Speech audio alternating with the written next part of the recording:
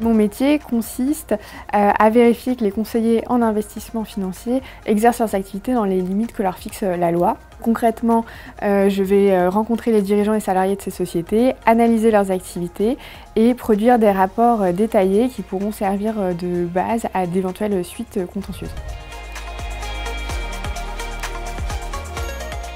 Contribuer à la protection des épargnants. Ce qui me motive au quotidien, c'est de savoir que mon action contribue à faire respecter les règles de commercialisation en matière de produits d'investissement. Par exemple, lors d'un contrôle, si je m'aperçois qu'un professionnel ne donne pas suffisamment d'informations sur les risques ou sur les frais qui sont liés à un investissement qu'il propose à un investisseur, je vais collecter des preuves qui vont venir nourrir un rapport. Et ce rapport, c'est la première étape avant une éventuelle procédure de sanction. Ce qui est intéressant aussi, c'est que parfois les investigations que je peux mener viennent nourrir des soupçons d'escroquerie et qui peuvent amener d'éventuelles suites pénales ensuite. Et pour moi, c'est vraiment une fierté de pouvoir contribuer quotidiennement à la protection des épargnants et je pense que c'est pas quelque chose qu'on peut faire ailleurs qu'à l'AMF. Un métier passionnant et stimulant. J'ai la chance vraiment d'avoir un métier où je ne m'ennuie pas. D'abord parce que les entités que je vais contrôler sont très diverses, elles sont situées dans diverses régions de France, leurs activités sont différentes, etc.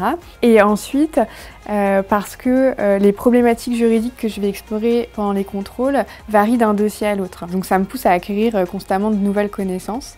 Pour ça, je peux m'appuyer sur mes collègues inspecteurs, mais aussi mes collègues de toutes les directions de l'AMF, c'est quelque chose que j'apprécie particulièrement. Et enfin, c'est un métier, ce métier d'inspecteur, que je trouve vraiment stimulant et passionnant parce qu'il va combiner ce frisson de l'investigation et en même temps la nécessité de faire preuve de beaucoup de rigueur dans l'élaboration des raisonnements juridiques et la collecte des preuves.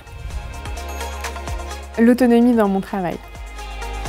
Quand je conduis des investigations, je me sens libre d'explorer différentes pistes, de choisir les actes d'enquête qui me paraissent les plus adaptés.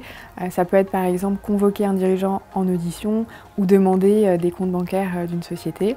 J'ai le sentiment que mon management encourage cette autonomie et je trouve ça responsabilisant et valorisant. Je priorise librement mes différents dossiers, pour autant que les échéances sont tenues. Je choisis aussi les jours où je souhaite venir au bureau, par exemple pour échanger avec mes collègues ou bien participer à des réunions, et les jours où je préfère être en télétravail pour avancer calmement sur de l'analyse de documents ou de la rédaction. Pour moi, cette flexibilité, cette autonomie, c'est vraiment quelque chose qui contribue à mon équilibre professionnel.